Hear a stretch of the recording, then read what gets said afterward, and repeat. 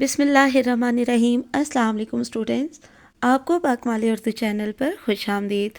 Students, آج ہم ایک اور موضوع پر تقریر دیکھتے ہیں۔ ہمارے پاس آج تقریر کے لیے موضوع ہے دہشت گردی۔ نفرت کی آگ کتنے گھروں کو جلا گئی، ایک بھیڑ سی لگی ہے کفن کی دکان پر۔ زینت مسند صدارت، معزز اساتذہ کرام اور میرے ہم مکتب ساتھیوں، السلام علیکم۔ آج مجھے جس موضوع پر لب کشائی کا موقع ملا ہے وہ ہے دہشت گردی۔ کیسی بخشش کا یہ ساماں ہوا پھرتا ہے، شہر سارا ہی پریشان ہوا پھرتا ہے۔ صدر ذی وقار، دہشت گردی کا مطلب ہے خوف و ہراس کی فضا پیدا کرنا۔ مسلح کارروائی، بم دھماکوں اور خودکش دھماکوں سے جان و مال کا نقصان ہوتا ہے اور پورا معاشرہ عدم تحفظ کا شکار ہو کر خوف میں مبتلا ہو جاتا ہے۔ جگہ جگہ عسکری تنظیمیں اور دہشت گرد مسلح کارروائی کرتے ہیں۔ ہر شخص پر مسلسل ڈر خوف کے سائے چھائے رہتے ہیں۔ لوگ باہر نکلتے، بازار جاتے اور دفاتر جاتے ہوئے ڈرتے ہیں۔ دہشت گردوں کی فضا پیدا کردہ اس فضا کو دہشت گردی کہا جاتا ہے۔ دہشت گردی کا شکار ممالک زندگی کے ہر شعبے میں متاثر ہوتے ہیں اور ان کی معاشرتی زندگی بری طرح متاثر ہوتی ہے۔ معاشرے میں خوف و ہراس پھیل جاتا ہے، علمی اور ادبی سرگرمیاں ختم ہو جاتی ہیں، فلاح و بہبود کے کام متاثر ہوتے ہیں اور ٹوٹ پھوٹ کا عمل معیشت پر اثر انداز ہوتا ہے۔ لوگوں میں معذوری اور نفسیاتی بیماریاں بڑھ جاتی ہیں، بچے خوفزدہ ہو جاتے ہیں اور انفرادی، اجتماعی اور سماجی زندگی پر اس کے برے اثرات مرتب ہوتے ہیں۔ 9/11 کے عالمی بساط پر دور رس اثرات مرتب ہوئے۔ کل کا جہاد آج کی دہشت گردی قرار پایا اور پوری دنیا میں جہادی مراکز پر اتحادی افواج حملہ آور ہو گئیں۔ مسلح عسکری تنظیموں کا رد عمل شدید تھا، چنانچہ پرامن خطے دہشت گردانہ کارروائی کی لپیٹ میں آ گئے۔ اتحادی افواج عسکری تنظیموں کے تعاقب کے بہانے پرامن ممالک پر بھی حملہ آور ہو گئیں۔ مقامی حریت پسندوں نے ان کے خلاف گوریلا قوت مدافعت کا انتظام کیا۔ یوں دہشت گردانہ کارروائیوں میں شدت آ گئی۔ افغانستان اور صومالیہ تو عسکری تنظیموں کی کارروائیوں کے مراکز تھے ہی، اب لیبیا، شام، عراق اور پاکستان بھی دہشت گردی کی لپیٹ میں آ گئے۔ دشمن قوتوں نے اپنے مقاصد کے لیے اسے مہمیز دی، چنانچہ ان ملکوں میں دہشت گردی نے شدت کی دہشت پیدا کر دی۔ کیسی اندھیری رات ہے دیکھو، اپنے آپ سے ڈر لگتا ہے۔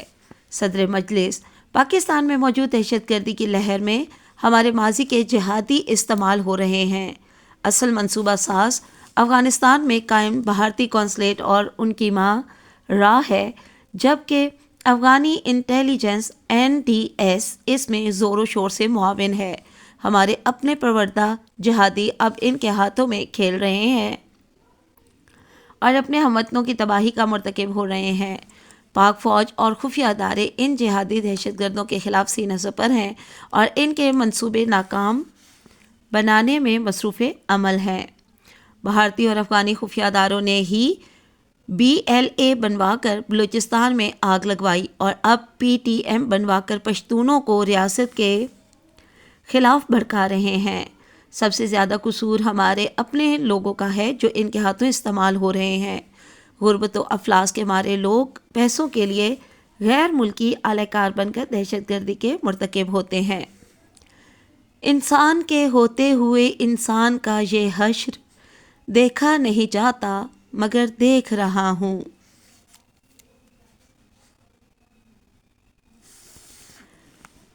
دہشت گردی کے کچھ واقعات امریکہ اور برطانیہ میں بھی ہوئے۔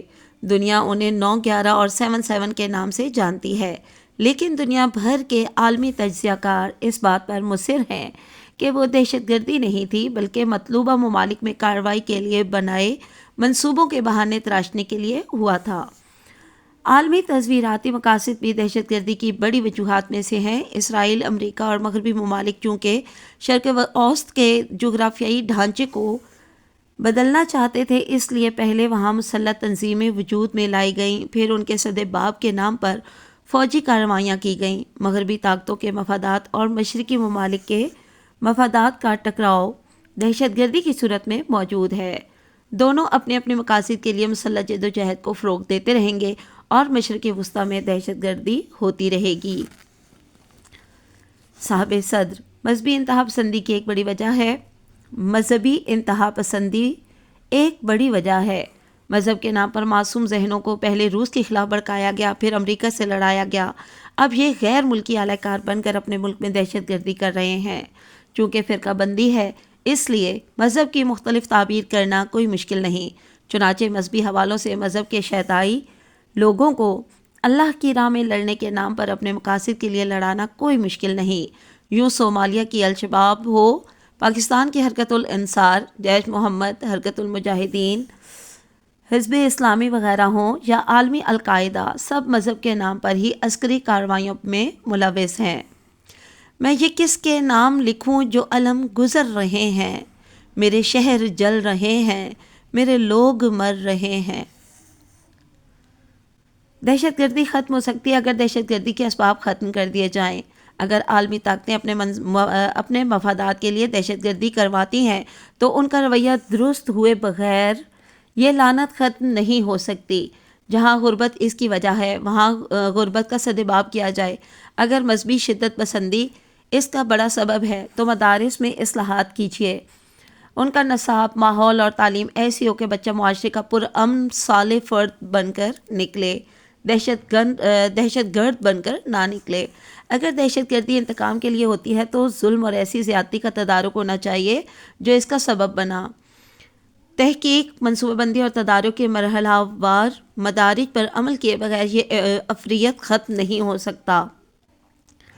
ضرورت اس امر کی ہے کہ وجوہات ختم کی جائیں تاکہ دہشت گردی کی ستائی مخلوق سکھ کا سانس لے۔